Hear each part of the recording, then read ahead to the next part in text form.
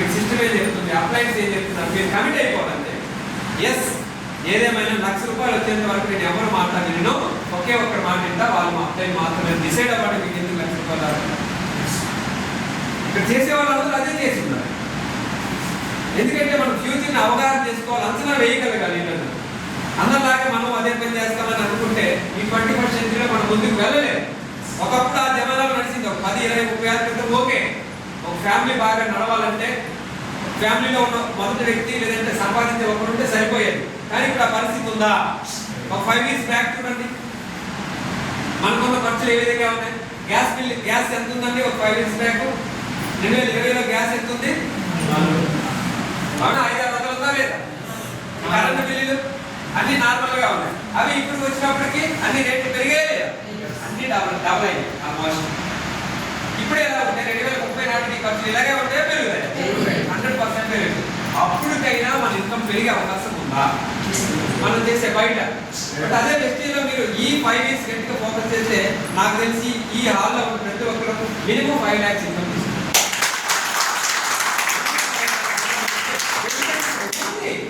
ఇక్కడ ఆల్రెడీ ఉంది కాబట్టి మనం చేసే పనిని బట్టే మన ఇన్కమ్ మనమే కొట్టి మరి రాసుకుని మరి కొట్టచ్చు.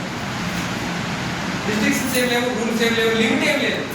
బట్ అదంతా సాధించాలి, అదంతా మనకు కావాలంటే కేవలం మీ యొక్క ఆలోచన, మీరు చేసే పని, మీరు ఇచ్చే ప్రయాణం. చాలా మంది అంటారు మీ గోల్ ఏంటంటే లక్ష్యం. చాలా మంది అదే లక్ష్యం చెప్తుంటారు.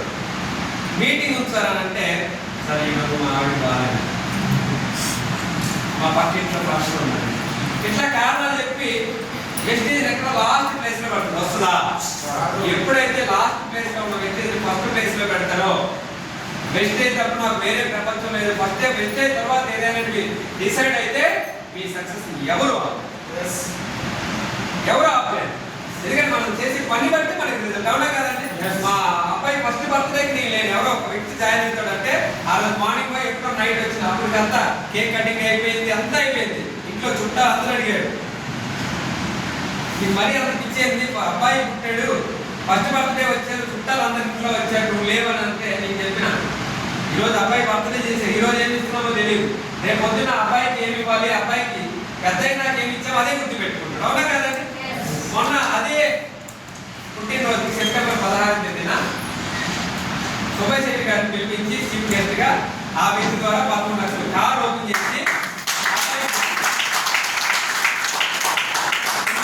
ఉన్నానా లేదా, కేక్ కటింగ్ అప్పుడు కేక్ తినిపించి గుర్తులే ఈ 13 లక్షల కారు గుర్తు పెట్టుకున్నాడు. ఎవరైనా చేయొచ్చు, నా కారు ఎవరిని ఎక్కించాలో ఆల్రెడీ డిసైడ్ చేస్తాడు. ఒకవేళ అటు లేనప్పుడు కారు తీసుకెళ్ళామనుకోండి, నాన్న కారు దగ్గర ఎందుకంటే కారు నాది కదా, బర్త్డేలో ఓపెన్ చేసిన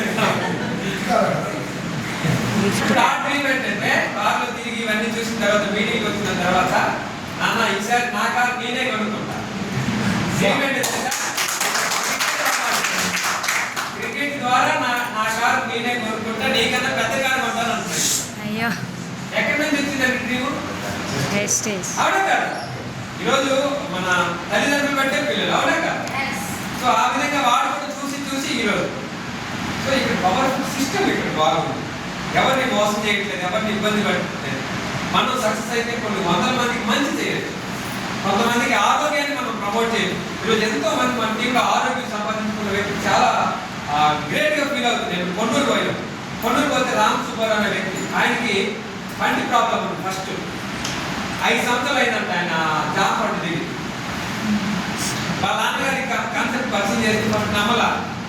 సరే లేదా నువ్వు నమ్మినా నమ్మకం ఉపయోగ పాఠుడు అతను పళ్ళు తీపించుకోవడానికి కొన్నూరు హాస్పిటల్కి పోతే ఇప్పుడు కాదు 2 రోజుల తర్వాత నమ్మకం ఈలో పేస్ట్ పాడాడు.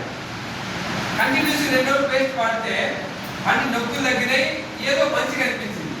సరే చూద్దామని వారం రోజులు వాడితే పంటి సమస్య మొత్తం తగ్గిపోయింది. ఇదే రిజల్ట్ బాగుందని మళ్ళీ ఆయన 10 పై ఉండింది. 20 ఏళ్ళ బట్టి గ్యాస్ ట్రబుల్, 20 ఏళ్ళ బట్టి స్పీడ్గా అలోవేరా ఆమ్లా తీసుకున్నాడు. వంటలు వాడితే 20 ఏళ్ళ బట్టి ఉన్నటువంటి గ్యాస్ ట్రబుల్ 1 నెలలో మాయింది. ఒకే ఈరోజు ఆయన వెస్టేజ్ పిచ్చి పట్టినట్టు తిరుగుతున్నాడు. యావరేజ్ ఇన్కమ్ చిన్న కొట్టు మెయింటైన్ చేస్తూ బయటికి రావాలంటే భయపడే వ్యక్తి. ఎంట్లో వెళ్ళాడంటే 1 గంటలో ఆయన 6 స్కీమ్ కనుక్కుంటాడు. నేను చెప్తున్నాడు సార్ ఈ సంవత్సరం మొన్న మే నెలంతా కూడా ఉదయం సాయంత్రం కొన్నూరులో ఉండి స్టాక్ తీసుకెళ్ళి అమ్మి మళ్ళీ వచ్చేవాడు సార్. ఒక్కరోజు కూడా ఇబ్బంది పడలేదు. నిజంగా వెస్టేజ్ లేకపోతే నాకు జీవితం లేదని నాకు తెలిసిన వాళ్ళందరికీ చెప్తున్నాడు. ఈరోజు యావరేజ్ చెప్తుంది 10,000 సంపాదించాడు వెస్టేజ్ ద్వారా. జస్ట్ వచ్చి 1 ఇయర్ వాడుకున్నాడు రిజల్ట్. అదే వ్యక్తికి ఇంకో గ్రేట్ రిజల్ట్ ఏంటి తెలుసా? అదే వ్యక్తి టీంలో ఒక ఆర్ఎంపీ డాక్టర్ జాయిన్ అయ్యాడు.